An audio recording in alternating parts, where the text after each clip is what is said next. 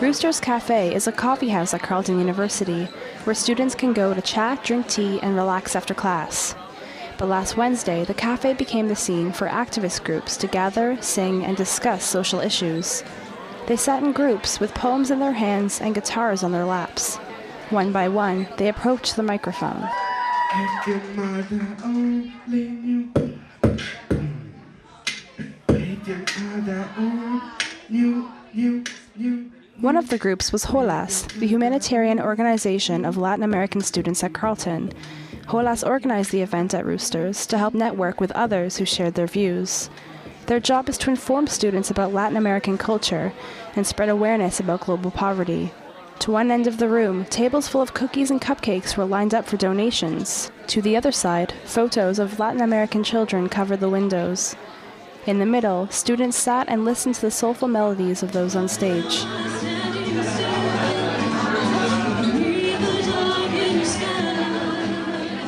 Bringing people together wasn't the only goal on Wednesday night. HOLAS is also hosting events to raise money for a project to build an orphanage in Honduras. This project has been in the works since last year. The goal is to reach $15,000 by the end of the semester. Jorge Alonso is a member of HOLAS. He says this orphanage will become the home for more than 15 Honduran children. Our rush to raise the money right now is because as soon as we collect the money, we can start building the house. So if we start building the house, a month, 2 months, the house is going to be ready for the kids. They are orphans. Like if you go to Latin America, there are kids that live on the streets.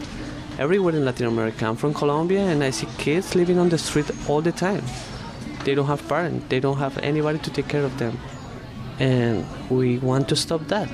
The group has organized several events this past year to raise money. Now they are inching closer to their goal. Gabriel Pinto is the president of HOLAS. We're having a party on the 4th at Oliver's. It's going to be called Mini Locura, and pretty much this is going to be our last fundraiser for the semester where we'll hopefully be able to close up the $15,000, and right now we're $2,000 short. So we really hope people can come out and support this cause. Gabriel says it's important to show students where their money is going. He says the project was inspired by a man from Honduras named Kiki Rodriguez. Years ago, Rodriguez was an orphan living in poverty in Honduras. Today, he is visiting university campuses across the country to raise awareness. Last month, Rodriguez came to Carleton to inform students about the project. Gabriel says having his voice made all the difference. It was extremely mind-opening because it was an individual who, he is an orphan. He embodies the whole community, the orphanage that we're trying to help. So having him come here was extremely the closest touch that we could have to the orphanage without having to go there.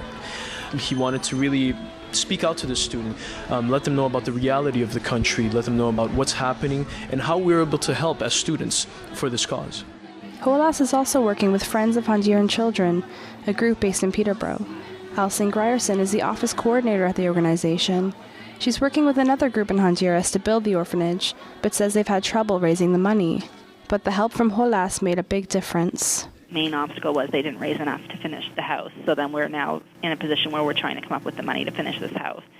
So that's why it's great that the group of students at Carleton are, working so hard to fundraise, and hopefully they'll be able to help us out with it.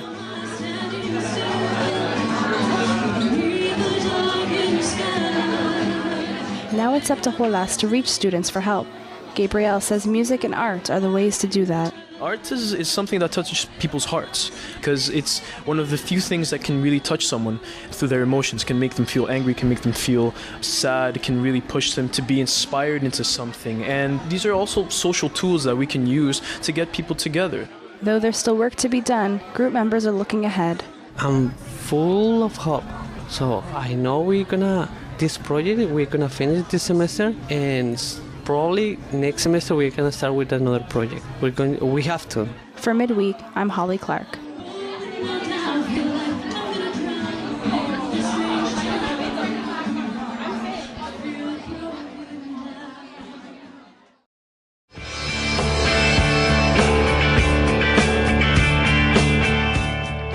Dickinson Square, home to 5 heritage buildings, has been called the heart of Manotick. Last year, the City of Ottawa bought and rebuilt the buildings, but didn't put them to use. Now, citizens are wondering what's in store for the square's future. Holly Clark visited the square on Sunday to find out. Welcome to Dickinson Square, home of the historical Watson's Mill. It sits just off the Rideau River in the small town of Manotick. The mill was carved from limestone, cut from the river's bed. Built by Moss Kent Dickinson in 1860, the mill runs only on water, grounding wheat into flour. That was almost 150 years ago, but today the mill is still the center of business in Manotick. To the people of Manotick, it has also become a center of cultural identity. This Thanksgiving weekend, people across Ontario were invited to tour the mill and find out how things work. As the gears crunch and the floorboards shake, Winter Truman guides the group to the old Dickinson house. Over to his house, which is right across the street, and it is called the Dickinson House for obvious reasons.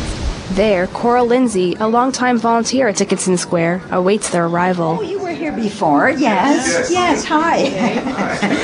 I clicked for you again. Who's cooking the turkey?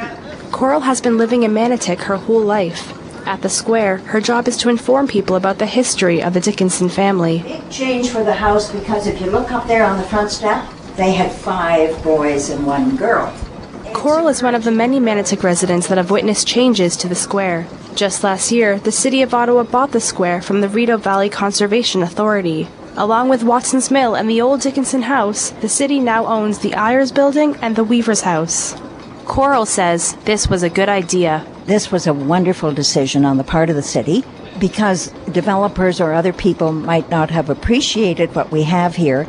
This is a gem, one of the best locations for tourists and heritage buffs and other people. The city rebuilt each building in the square, but aside from summer tours, none of the buildings hold any use to the public. That is, except for Watson's Mill, which Coral says is the catalyst that brings people to the square. Right now, city councilors are preparing to decide what will be in store for the remaining heritage buildings. Coral says that whatever they decide, Dickinson Square should remain a historical landmark. I would like to see the house return to as it was when the Dickinsons were here.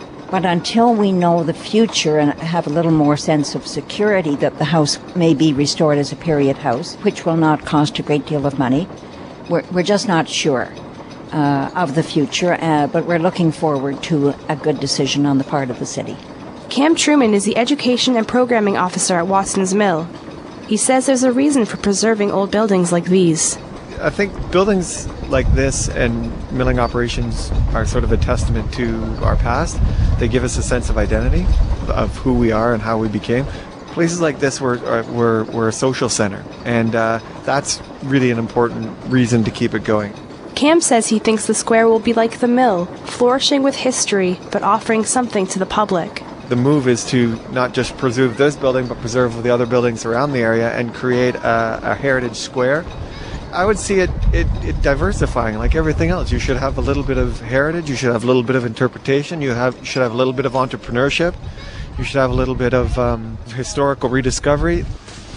Hi, how are you? Hi, Coral. Welcome to the Dickinson House. These lovers of the square have hopeful intentions. The question is, does the city have the same? Bonnie Gray is the manager of Watson's Mill Manotick Inc. She's also a part of the recently formed Mill Quarter Board, which will decide the square's future. She says the buildings will have to pay for themselves, which means making back the money council originally spent. This number neared $1.4 million. While commercial investment is on the square's horizon, Gray says maintaining its essence is still possible. There certainly can be. I mean, there's all kinds of things that can be sort of a commercial base, but, fit with that. I mean, they had general stores previously, old-fashioned candy stores, ice cream stores. Bonnie says the council still needs to meet and nothing is official, but residents shouldn't have to worry. They are intending to put historical easements on all of the properties so that the exteriors of the buildings, etc., will remain as they are, that they cannot be changed, which all adds to the ambiance of what it is. In the meantime, Dickinson Square volunteers will continue to do what they do best. Yes, we are working hard, but it's a labor of love. For Midweek, I'm Holly Clark.